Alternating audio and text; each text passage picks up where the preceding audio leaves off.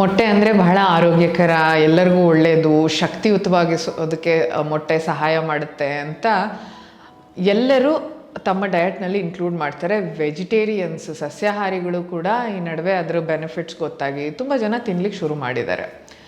ಮಕ್ಕಳು ವಿಷಯಕ್ಕೆ ಬಂದಾಗ ಸಾಮಾನ್ಯವಾಗಿ ಡೌಟ್ ಇರುತ್ತೆ, ಯಾವ ಟೈಮಲ್ಲಿ ಶುರು ಮಾಡಿದ್ರೆ ಒಳ್ಳೆಯದು, ಮತ್ತು ಸ್ವಲ್ಪ ಹೆವಿ ಫುಡ್ ಅನಿಸುತ್ತೆ. ಹಾಗಾಗಿ ಮಕ್ಕಳು ಡೈಜೆಸ್ಟ್ ಮಾಡ್ಕೊಳ್ತಾರ, ಎಷ್ಟು ಪ್ರಮಾಣದಲ್ಲಿ ಕೊಡಬೇಕು, ಯಾವ ರೀತಿ ಶುರು ದಿನಗಳಲ್ಲಿ, ಈಗ 6 ತಿಂಗಳು 8 ತಿಂಗಳು 1 ವರ್ಷ ಶಿಶುಗಳಿಗೆ ಏನೇ ಕೊಡಬೇಕು ಅಂದರೆ ಶುರು ದಿನಗಳಲ್ಲಿ ಭಯ ಆಗುತ್ತಲ್ವ. ಸೊ ಆ ದಿನದಲ್ಲಿ ಹೇಗೆ ಕೊಡ್ಬೋದು, ಯಾವ ಥರ ರೆಸಿಪಿ ಮಾಡ್ಬೋದು ಅನ್ನೋ ಎಲ್ಲ ಡೀಟೇಲ್ಸ್, ಮತ್ತು ಮೇಜರ್ ಕನ್ಸರ್ನ್ ಮೊಟ್ಟೆ ಅಂದರೆ ಅಲರ್ಜಿ ಆಗುತ್ತಾ ಮಕ್ಕಳಿಗೆ ಅಂತ ಭಯ ಇರುತ್ತೆ ತಂದೆ ತಾಯಂದಿರಲ್ಲಿ. ಹಾಗಾಗಿ ಈ ವಿಡಿಯೋ ಪೂರ್ತಿ ನೋಡಿ, ನಿಮಗೆ ಎಲ್ಲ ಮಾಹಿತಿ ಸಿಗುತ್ತೆ.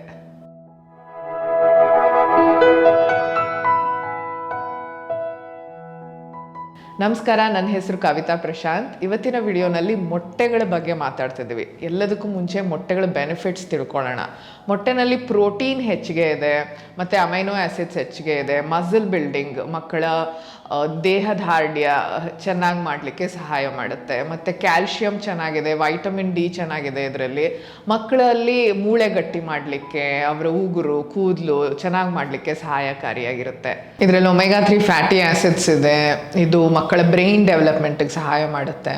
ಇದರಲ್ಲಿ ಸ್ಯಾಚುರೇಟೆಡ್ ಆ್ಯಂಡ್ ಅನ್ಸ್ಯಾಚುರೇಟೆಡ್ ಫ್ಯಾಟ್ಸ್ನ ಬ್ಯಾಲೆನ್ಸ್ ಇದೆ, ಅಂದರೆ ಕೊಬ್ಬಿನಂಶ ಒಳ್ಳೆ ರೀತಿನಲ್ಲಿದೆ, ಬ್ಯಾಲೆನ್ಸ್ಡ್ ಆಗಿ. ಹಾಗಾಗಿ ಮಕ್ಕಳಿಗೆ ವೆಯ್ಟ್ ಗೇನಿಂಗು ಆಗುತ್ತೆ. ಅಲ್ಲಿ ಈಗ ಒಬೇಸಿಟಿ ಥರ ಆಗದೆ ಇರೋ ಥರ ನೋಡ್ಕೊಳ್ಳೋ, ಈಗ ಜಂಕ್ ಫುಡ್ ಕೊಟ್ಟು ದಪ್ಪ ಮಾಡೋದಕ್ಕಿಂತ ಹೆಲ್ದಿ ಫುಡ್ ಕೊಟ್ಟು ದಪ್ಪ ಮಾಡೋದ್ರಲ್ಲಿ ಇದು ಒಂದು ಆಹಾರ ಅಂತ ಹೇಳ್ಬೋದು.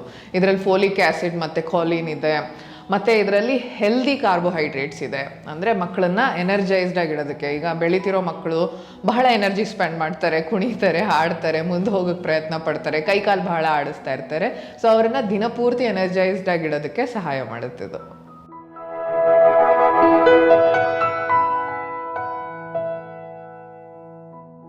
ಎಲ್ಲರಿಗೂ ಬೇಕಿರುವಂಥ ಮೇಜರ್ ಕ್ವೆಶನ್ಗೆ ಬರೋಣ. ಯಾವ ವಯಸ್ಸಿಂದ ಇಂಟ್ರೊಡ್ಯೂಸ್ ಮಾಡ್ಬೋದು, ಮತ್ತು ಅಲರ್ಜಿ ಆಗೋ ಚಾನ್ಸಸ್ ಇದೆಯಾ, ಹೇಗೆ ಗೊತ್ತಾಗುತ್ತೆ ಅಂತ. ಸ್ಟಡೀಸ್ ಪ್ರಕಾರ 1 ವರ್ಷದ ಒಳಗಿನ ಮಕ್ಕಳಿಗೆ ಮುಂಚೆ ಎಗ್ ಯೋಕ್ ಮಾತ್ರ ಕೊಡಬೇಕು ಅಂತ ಹೇಳೋರು. ನಂತರ ಈಗ ರೀಸೆಂಟ್ ಸ್ಟಡೀಸ್ ಏನು ಹೇಳುತ್ತೆ ಅಂದರೆ, ಅಲರ್ಜನ್, ಯಾವುದೇ ಮಗುಗೆ ಅಲರ್ಜಿ ಆಗುತ್ತೆ ಅಂತ ಅನ್ಸಿದ್ರೆ ಅದನ್ನು 1 ವರ್ಷದ ಒಳಗೆ ಕೊಡಿ. ಮಗು ಡೈಜೆಸ್ಟಿವ್ ಟ್ರ್ಯಾಕ್ಟ್ ಬೇಗ ಅಡ್ಯಾಪ್ಟ್ ಆಗುತ್ತೆ, ಮತ್ತು ಅಲರ್ಜಿ ಚಾನ್ಸಸ್ ಬಹಳ ಕಮ್ಮಿ ಅಂತ. ಸೊ ಡ್ರೈ ಫ್ರೂಟ್ಸ್ ಆಗಲಿ, ಎಳ್ಳು ಅಂಥವು ಯಾವ್ದು ಅಲರ್ಜಿ ಆಗುತ್ತೋ ಅದನ್ನು ಅಲರ್ಜನ್ಸ್ ಅಂತಾರೆ, ಅಲರ್ಜಿ ಚಾನ್ಸಸ್ ಇರೋ ಅಂಥವನ್ನ. ಸೊ ಅದನ್ನೆಲ್ಲ ಈಗ 1 ವರ್ಷದೊಳಗೆ ಕೊಡ್ಬೋದು, ಅದರಲ್ಲಿ ಒಂದು ಮೊಟ್ಟೆ ಕೂಡ. ಸೊ ನಮ್ಮ ಹಳೆ ವಿಡಿಯೋಗಳಲ್ಲೂ ಕೂಡ ನಾನು ಹೇಳಿದ್ದು, ಎಗ್ ಯೋಕ್, ಮೊಟ್ಟೆ ಎಲ್ಲೋ ಭಾಗ ಮಾತ್ರ ಕೊಟ್ಟು ಮಗುಗೆ ಅಭ್ಯಾಸ ಮಾಡಿಸಿ 8 ತಿಂಗಳ ಮೇಲೆ, ಆಮೇಲೆ 1 ವರ್ಷ ಆದಮೇಲೆ ಪೂರ್ತಿ ಮೊಟ್ಟೆ ಅಂತ. ಈಗ ನೀವು 6 ತಿಂಗಳು ಅಥವಾ 8 ತಿಂಗಳಲ್ಲಿ ಡೈಜೆಷನ್ ಇನ್ನೂ ಅಡ್ಜಸ್ಟ್ ಆಗಿಲ್ಲ ನಿಮಗೆ ಅಂತ ಅನ್ಸಿದ್ರೆ, ಒಂದು 8 ತಿಂಗಳಂಗೆ ಶುರು ಮಾಡಿದಾಗ 6 ತಿಂಗಳಿಂದಾನೇ ಕೊಡ್ಬೋದು. ನಿಮ್ಗೆ ಅನುಮಾನ ಇದ್ದಲ್ಲಿ 8 ತಿಂಗಳಿಂದ ಆದರೂ ಶುರು ಮಾಡಿ ಒಳ್ಳೆಯದು. ಮತ್ತು ಪೂರ್ತಿ ಎಗ್ ಕೊಡೋದು ಒಳ್ಳೆಯದು, ಪೂರ್ತಿ ಮೊಟ್ಟೆನ. ಈಗ ಎಗ್ ಎಲ್ಲೋ ಭಾಗನೇ ಕೊಡಬೇಕು ಅಂತಿಲ್ಲ. ಮತ್ತು 2%ಗಿಂತ ಕಡಿಮೆ ಅಲರ್ಜೀಸ್ ಕಾಣಿಸಿರೋ ಅಂಥದ್ದು, ಹೆದರ್ಕೋಬೇಕಾಗಿಲ್ಲ. ನಮ್ಮಲ್ಲಿ ನಾನು ಕಂಡಂಗೆ ಯಾರೂ ಹೆದರ್ಕೊಳ್ಳಲ್ಲ ಮೊಟ್ಟೆ ಕೊಡೋದಕ್ಕೆ. ಕೆಲವೊಂದು ಭಾಗಗಳಲ್ಲಿ ಭಯ ಇದೆ, ಎಸ್ಪೆಷಲಿ ವೆಸ್ಟರ್ನ್ ಕಂಟ್ರೀಸಲ್ಲಿ ತುಂಬ ಹೆದರ್ತಾರೆ. ಅಲ್ಲಿ ಏನು ಹೇಳ್ತಾರೆ ಅಂದರೆ, ಗಮನಿಸಿ, ನಿಮಗೂ ಕೂಡ ಮೊದಲನೇ ಬಾರಿ ಮಗು ಕೊಡ್ತಿದ್ದೀರಾ ಅಂದರೆ, ಯಾವುದೇ ಈ ಥರ ಡೌಟ್ಫುಲ್ ಹೊಸ ಫುಡ್ ಇಂಟ್ರೊಡ್ಯೂಸ್ ಮಾಡ್ತಿದ್ದೀರಾ ಅಂದರೆ ಬೆಳಗಿನ ಹೊತ್ತು ಕೊಡಿ. ಮಗುಗೆ ಏನಾದರೂ ಅಲರ್ಜಿಕ್ ರಿಯಾಕ್ಷನ್ಸ್ ಕಾಣ್ತಿದೆ ಅಂದರೂ ಕೂಡ ಸಂಜೆ ಹೊತ್ತು ಗೊತ್ತಾಗುತ್ತೆ, ಡಾಕ್ಟರ್ ಹತ್ರ ಕರ್ಕೊಂಡು ಹೋಗ್ಬೋದು. ರಾತ್ರಿ ಹೊತ್ತು ಕೊಟ್ಟು ಮಲಗಿಸಿ, ಮಲಗಿದ್ದಾಗ ಮಗುಗೆ ಏನಾಗ್ತಿದೆ ಗೊತ್ತಾಗದೇ ಇರೋದಕ್ಕಿಂತ ಇದು ಬಹಳ ಉತ್ತಮವಾದ ಮೆಥಡ್. ಮತ್ತು ಅಲರ್ಜೀಸ್ ಏನಾಗ್ಬೋದು, ಒಂದು ಮಗುವಿನ ಮೈಕೈ ಊತ ಬರೋ ಅಂಥದ್ದಾಗಲಿ, ರ್ಯಾಷಸ್ ಅಲ್ಲಲ್ಲಿ ಕೆಂಪಿಗೆ ಆಗೋವಂಥದ್ದಾಗಲಿ, ವಾಮಿಟಿಂಗು, ವಾಂತಿ ಇಲ್ಲ ಬೇದಿ ಆಗೋವಂಥದ್ದು, ಡಯರಿಯಾ ಆಗೋವಂಥದ್ದು, ಇಲ್ಲ ವೀಸಿಂಗ್, ಉಸಿರಾಟಕ್ಕೆ ತೊಂದರೆ ಆಗೋವಂಥದ್ದು, ಇದೆಲ್ಲ ಸಿಂಪ್ಟಮ್ಸ್ ಏನಾದರೂ ಕಂಡ್ರೆ ಇಮಿಡಿಯೇಟಾಗಿ ಕರ್ಕೊಂಡು ಹೋಗಿ. ದಯವಿಟ್ಟು ಗಮನಿಸಿ, 2%ಗಿಂತ ಕಡಿಮೆ ಮಕ್ಕಳಲ್ಲಾಗುತ್ತೆ, ಮತ್ತು 1 ವರ್ಷದ ಒಳಗಡೆ ಕೊಟ್ಟಾಗ ಇದು ಚಾನ್ಸಸ್ ಭಾಳ ಕಮ್ಮಿ, ಹೆದರೋ ಅಂಥ ವಿಷಯ ಇಲ್ಲ. ತುಂಬ ರೇರ್ ಕೇಸಸ್, ಮತ್ತು ಹೆರಿಡಿಟಿನಲ್ಲಿ ಈಗ ಅಪ್ಪ ಅಮ್ಮ ಅಜ್ಜಿ ತಾತ ಯಾರಿಗಾದ್ರೂ ಇದ್ದರೆ ಬರೋವಂಥ ಚಾನ್ಸಸ್ ಇರುತ್ತೆ. ಅಂಥವ್ರು ಒಂಚೂರು ಗಮನಿಸ್ಕೊಳ್ಳಿ, ಡಾಕ್ಟ್ರ್ ಹತ್ರ ಒಮ್ಮೆ ಮಾತಾಡಿ ಇದನ್ನು ಇಂಟ್ರೊಡ್ಯೂಸ್ ಮಾಡಿಸೋದು ಒಳ್ಳೆಯದು. ಅಲರ್ಜಿಕ್ ರಿಯಾಕ್ಷನ್ ಕಾಣಿಸ್ಕೊಂಡಾಗಲೂ ಡಾಕ್ಟ್ರನ್ನ ಕೇಳಿ, ಅವರು ಇನ್ನೊಂದು ಸ್ವಲ್ಪ ದಿನ ಆದಮೇಲೆ ಇಂಟ್ರೊಡ್ಯೂಸ್ ಮಾಡಿಸಿ ಮತ್ತೆ ಟ್ರೈ ಮಾಡಿ ಅಂತಲೇ ಹೇಳ್ತಾರೆ. ಒಂದ್ಸತಿ ಅಲರ್ಜಿ ಕಾಣಿಸ್ಕೊಂತು ಅಂದಿದ ತಕ್ಷಣ ದೇಹಕ್ಕೆ ಅಡ್ಯಾಪ್ಟ್ ಆಗೋದೇ ಇಲ್ಲ ಅಂತೇನಿಲ್ಲ, ಕೆಲವೊಮ್ಮೆ ಆ ಏಜ್ ವೈಸ್ ಕೂಡ ಇಶ್ಯೂ ಇರುತ್ತೆ. ಸೊ ಅದನ್ನು ಚೆಕ್ ಮಾಡಿ. ಮತ್ತು 5 ವರ್ಷದ ನಂತರ ಆಲ್ಮೋಸ್ಟ್ ಡಾಕ್ಟರ್ಸ್ ಹೇಳ್ತಾರೆ ಟ್ರೈ ಮಾಡಿ ಮತ್ತೆ ನಿಮ್ಮ ಮಗುಗೆ ಕೊಡೋದಕ್ಕೆ ಅಂತ. ಮತ್ತು ಮೊಟ್ಟೆ ಕೊಡುವಾಗ ಸರಿಯಾಗಿ ಬೇಯಿಸಬೇಕು, ಮತ್ತು ಸಣ್ಣ ಸ್ಮಾಲ್ ಅಮೌಂಟಿಂದ ಸ್ಟಾರ್ಟ್ ಮಾಡಬೇಕು. ಹೇಳಿದ ಹಾಗೆ ಬೆಳಗ್ಗೆ ಹೊತ್ತು ಕೊಟ್ಟು ಚೆಕ್ ಮಾಡಿ, ಈ ಥರದ್ದೆಲ್ಲ ಅಬ್ಸರ್ವ್ ಮಾಡಿಕೊಂಡು ಮಾನಿಟರ್ ಮಾಡ್ಕೊಂಡು ನೀವು ಮಾಡ್ತೀರಾ ಅಂದರೆ ತೊಂದರೆನೇ ಇಲ್ಲ. ಬಹಳ ಹೆಲ್ದಿಯಾಗಿರೋಂಥ ಈ ಆಹಾರನ ಕೊಡಬಾರ್ದು ಅಂತ ಕಾರಣನೇ ಇಲ್ಲ.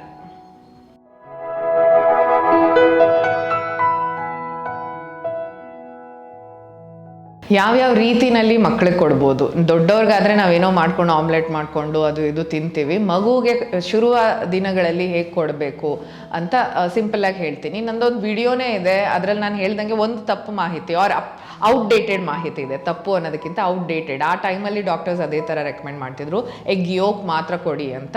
ಸೊ ಎಗ್ ಯೋಕಿಂದ ಏನೇನು ಮಾಡ್ಬೋದು ಅಂತ ಅಲ್ಲಿ ತೋರಿಸಿದ್ದೆ, ಆದರೆ ಸೈಡ್ನಲ್ಲಿ ಆ ಕ್ಲಿಪ್ಪಿಂಗ್ ಕೂಡ ತೋರಿಸ್ತೀನಿ, ನೀವು ಫಾಲೋ ಮಾಡ್ಬೋದು. ಮೊದಲನೇದಾಗಿ ಬಾಯ್ಲ್ಡ್ ಎಗ್ ಕೊಡ್ಬೋದು. ಈಗ ಎಗ್ ಯೋಕ್ ಮಾತ್ರ ನಾನು ಹೇಳಿದಾಗ ಪೂರ್ತಿ ಮೊಟ್ಟೆನ ಮಗುಗೆ ಮ್ಯಾಶ್ ಮಾಡಿ ಕೊಡೋದು ಇಲ್ಲ ರುಬ್ಬಿ ಕೊಡೋದು ಸರಿ ಹೋಗೋದಿಲ್ಲ. ಸೊ ಈ ಮೆಥಡ್ ಬೇಕು ಅಂದರೆ ಎಗ್ ಯೋಕ್ ಒಳ್ಳೆ ಎಲ್ಲೋ ಭಾಗನ ಮಾತ್ರ ಒಂಚೂರು ಬೇಯಿಸ್ಕೊಂಡು ಸಾಫ್ಟಾಗಿ ಅದನ್ನು ಮ್ಯಾಶ್ ಮಾಡಿ ಮಗುಗೆ ಹಾಗೆ ತಿನ್ನಿಸಿ. ನಿಮಗೆ ತುಂಬ ಗಟ್ಟಿ ಅನಿಸುತ್ತೆ ಅಂದರೆ ನೀರು ಹಾಕ್ಕೊಳ್ಳಿ.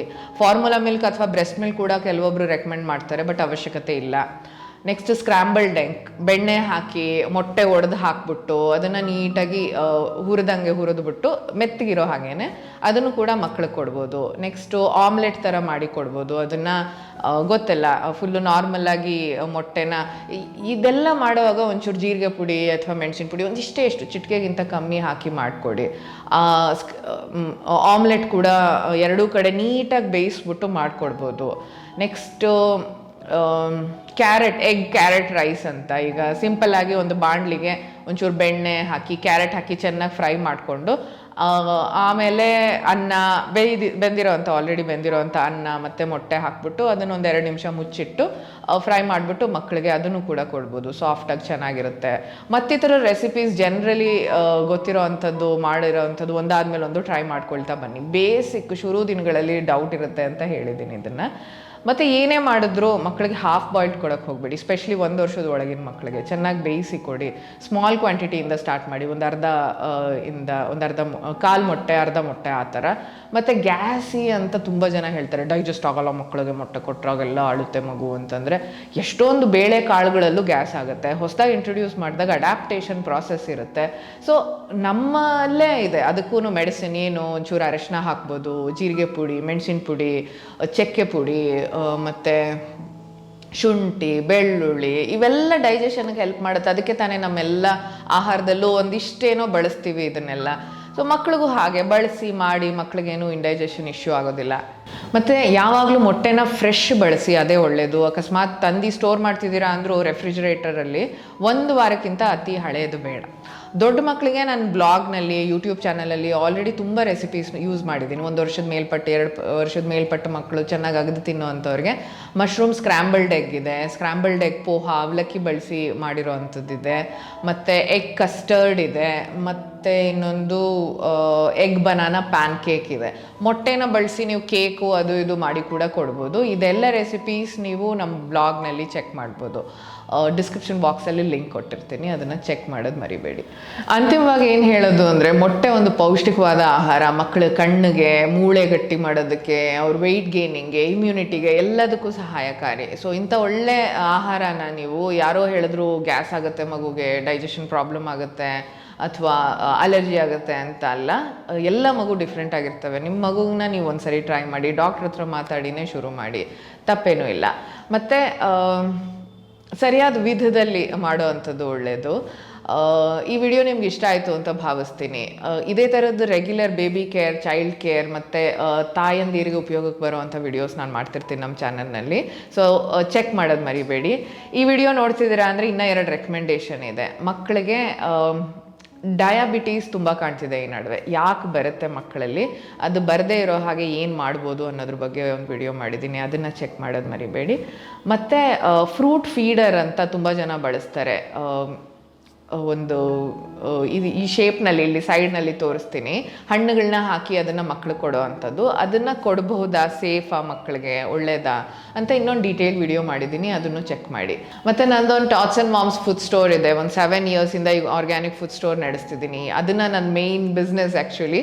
ಯೂಟ್ಯೂಬ್ ಅದಕ್ಕೆ ಸಪೋರ್ಟ್ ಆಗಿ ಶುರು ಮಾಡಿದ್ದು. ಈಗ ತುಂಬ ಜನಕ್ಕೆ ಉಪಯೋಗ ಆಗ್ತಿದೆ. ರೆಗ್ಯುಲರ್ ಆಗಿ ವಿಡಿಯೋಸ್ ಪೋಸ್ಟ್ ಮಾಡ್ತಾ ಇರಿ ಅಂತ ರಿಕ್ವೆಸ್ಟ್ ಮಾಡ್ತಾರೆ, ಕೆಲವೊಂದು ಟಾಪಿಕ್ ಸಜೆಷನ್ ಮಾಡ್ತಾರೆ, ಹಾಗಾಗಿ ಮಾಡ್ತಿದ್ದೀನಿ. ಸಾರಿ, ನಮ್ಮ ಟಾಟ್ಸ್ ಆ್ಯಂಡ್ ಮಾಮ್ಸ್ ಫುಡ್ ಸ್ಟೋರ್ನಲ್ಲಿ ಕೆಮಿಕಲ್ ಫ್ರೀ ಫುಡ್ಸ್, ಮಕ್ಕಳಿಗೆ ಸರಿ ಪುಡಿ, ಪ್ಯಾನ್ ಕೇಕ್ ದೊಡ್ಡ ಮಕ್ಕಳಿಗೆ, ಕುಕೀಸು, ಬೆಲ್ಲದ ಪುಡಿಗಳು, ಕೋಕೋನಟ್ ಜಾಗರಿ, ಆ ಥರ ಡಿಫ್ರೆಂಟ್ ಫಾರ್ಮ್ಸ್, ಖರ್ಜೂರದ ಪುಡಿ ಅಂಥದ್ದೆಲ್ಲ ಸಿಗುತ್ತೆ.